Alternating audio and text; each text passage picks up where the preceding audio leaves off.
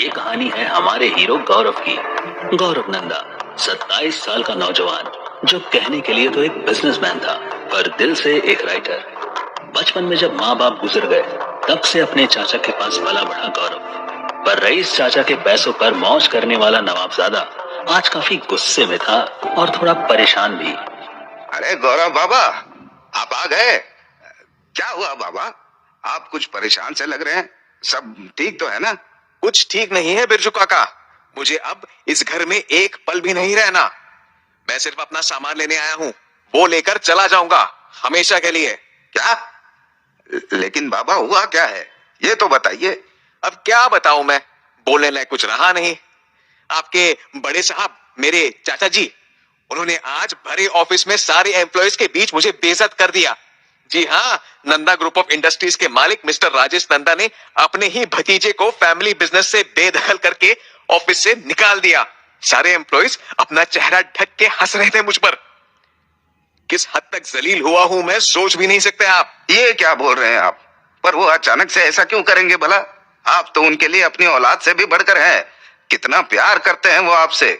आखिर ऐसा क्या हो गया? आखिर आप क्या गड़बड़ कर दिया आपने? अरे मुझे भी नहीं पता क्या गुनाह हुआ मुझसे।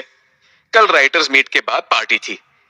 सबके कहने पर मैंने थोड़ी पी ली, शायद थोड़ी ज्यादा हो गई, और और थोड़ा बहक गया। रात भर वहीं पड़ा रहा किसी कोने में। फिर उसके बाद मुझे कुछ याद नहीं। सुबह किसी भले आदमी ने मुझे नींद से जगाया। आंखें खुली तो देखा घड़ी में ऑलरेडी 11 बज चुके थे। मैं भागा, कार स्टार्ट की और सीधे ऑफिस के लिए निकल पड़ा। वैसे ही देर हो चुकी थी और ऊपर से रास्ते में 1 घंटे का ट्रैफिक जैम। पहुंचते पहुंचते 12 बज गए। अरे बाप रे, फिर क्या हुआ? जो होना था। मीटिंग मिस हो गई मुझसे, क्लाइंट्स जा चुके थे और चाचा जी गुस्से से अंगारा बन के बैठे थे अपने कैबिन में।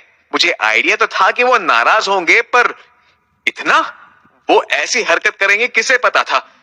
बाकी आप समझदार है, खुद अंदाजा लगा लीजिए। मैं समझ सकता हूँ, उनको ऐसा नहीं करना चाहिए था। पर बाबा, गलती तो आपकी भी है ना। आपको कल रात जल्दी घर लौट के सो जाना चाहिए था। आज जरूरी मीटिंग थी। एक तो आप वहां देर से पहुंचे और ऊपर से इन्हीं कपड़ों में बिना नहाए धोए ऑफिस चले गए। शायद इसीलिए। प्लीज यार बिरजू काका, अब आप शुरू मत हो जाइए। किसी से कहकर शेल्फ से मेरी बड़ी वाली ट्रॉली निकलवा दीजिए, मुझे पैकिंग करनी है। पर आप जा कहां रहे हैं? वो फिलहाल पता नहीं, पर कहीं दूर, इस घर से, दिल्ली शहर से और मेरे डियर चाचा जी से। बहुत दूर, जहां लोगों को मेरी कदर हो, ऐसी बेइज्जती नहीं। गौरव बाबा, गुस्से में लिए गए फैसले अक्सर नुकसान कर देते हैं। देखिए ना, साहब ने भी गुस्से में आके आपको ऑफिस से बाहर निकाल दिया। पर हमको यकीन है कि अब उनको भी बुरा लग रहा होगा। पछता रहे होंगे अपने फैसले पर। आप तो जानते ही हैं अपने चाचा जी को, कितना चिंता करते हैं वो आपकी। हाँ हाँ, थोड़ा गुस्सा चिंता, सद्दा गुस्सा गुस्सा। नहीं काका, आप प्लीज मुझे रोकिए मत। मुझे और नहीं रहना उनके साथ, यहाँ यहाँ एक ही छत के नीचे। पर क्यों? क्या उन्होंने आपसे कहा है घर छोड़ने के लिए? नहीं ना। फिर गुस्सा थूक दीजिए ना बाबा, आप तो समझदार हैं। चाचा जी ने कहा ऑफिस छोड़ दो, सब ने कहा शराब छोड़ दो, और आपने कह दिया गुस्सा छोड़ दो। देखिएगा एक दिन आएगा जब चाचा जी कहेंगे घर भी छोड़ दो। शाहरुख खान, देवदास, है ना? जी हाँ, पर आप मेरी फिल्मीगिरी पर मत जाइए और मेहरबानी करके जज्बातों पर ध्यान दीजिए और मुझे खुशी खुशी जाने दीजिए। जाते वक्त आपसे लड़ने का बिल्कुल मन नहीं है। वैसे भी काफी वक्त हो चुका है मैं कहीं वेकेशन पे नहीं गया। कुछ दिन नजरों के सामने नहीं दिखूंगा, तभी मिस्टर नंदा कदर करेंगे मेरी। देखना, खुद आएंगे मुझे वापस लेने। पर बाबा, आप जाएंगे कहाँ, ये तो बता दीजिए। वैसे मैं कभी राजस्थान गया नहीं। बड़े दिनों से वहां के महल देखने की तमन्ना है मेरी। सोच रहा हूँ जैसलमेर चला जाऊं। मेरे स्कूल का एक दोस्त वहीं बच चुका है, काफी दिनों से बुला रहा है। जाकर मिलाता हूँ, इसी बहाने आसपास घूम लूंगा और वो खुश भी हो जाएगा। क्या कहते हैं? अब मैं क्या कहूँ बाबा, ठीक है, आपका मन है तो आइए, पर जल्दी लौट आइएगा। आपके बिना ये घर घर नहीं लगता। अरे बिरजू काका, आई हेट टीयर्स। आप भी ना। चलिए, मैं रामू काका से कह के आपकी ट्रॉली निकलवाता हूँ। फिर पैकिंग में आपका हाथ बटा दूंगा। अरे नहीं, पैकिंग मैं खुद कर लूंगा। आप बस मेरे लिए कुछ बढ़िया नाश्ता बना दीजिए। सुबह से कुछ नहीं खाया, पेट में चूहे कीर्तन कर रहे हैं। जी बिल्कुल, मैं अभी आपके लिए गरम गरम आलू के पराठे बना देता हूँ, साथ में लस्सी। चलेगी ना? अरे चलेगा नहीं, दौड़ेगा। अरे यार, आप भी ना इमोशनल कर देते हो। अरे वहां रजवाड़ों में मेरी खूब खातिरदारी होगी। कई शाही पकवान खाने को मिलेंगे, पर फिर भी काका आपके हाथों के पराठों की बड़ी याद आएगी। सिर्फ पराठों की? और बूढ़े काका की याद नहीं आएगी आपको? क्या काका सेंटी कर देते हैं बराबर। आपकी तो सबसे ज्यादा याद आएगी, सच्ची है? रहने दो बाबा, मक्खन से पराठे पे अच्छे लगते हैं। जाइए, आप नहा धो के फ्रेश हो जाइए, मैं तब तक खाना लगवाता हूँ। तो पेट पूजा करके गौरव बड़े से ट्रॉली बैग में जरूरत की सारी चीजें समेटने लगा। देखने में तो लग रहा था जैसे महीने भर के लिए जा रहा हो, या शायद उससे भी ज्यादा वक्त के लिए। जल्दी घर लौट आने का उनका कोई प्लान नहीं लग रहा था। बेचारे बिरजू काका तब भी उन्हें रोकने की कोशिश किए जा रहे थे, पर उनकी सारी तरकीब नाकाम हो गई।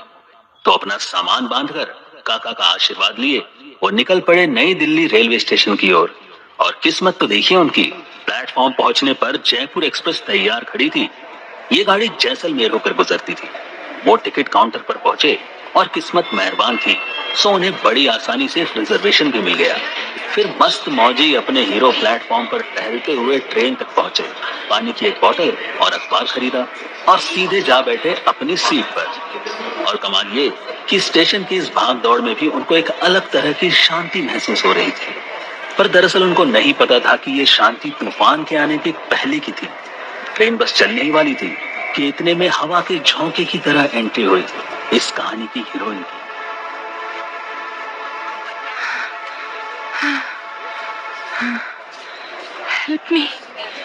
Help me please.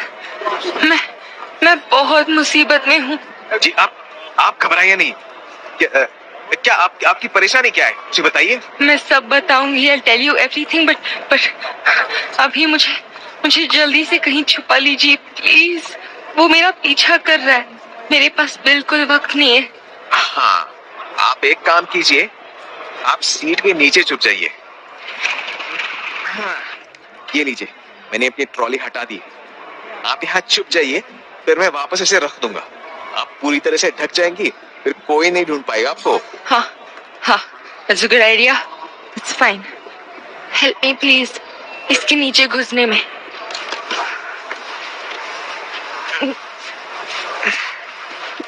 हाँ, बस अब ट्रॉली लगा दीजिए and thank you very much. You are most welcome. अब ट्रॉली को लगा देता हूँ। आपको सांस तो आ रही है ना? सांस को मारी है गोली। अभी वो आ गए तो लो, आ भी गए लगता है। कहाँ है वो लड़की? कहाँ छिपी है वो? अरे आप कौन और किस लड़की की बात कर रहे हैं? दिखता नहीं, मैं अकेला हूँ। झूठ मत बोलो, मैंने अपनी आंखों से देखा है। वो भागती भागती यहाँ तक आई थी और फिर अचानक गायब हो गई।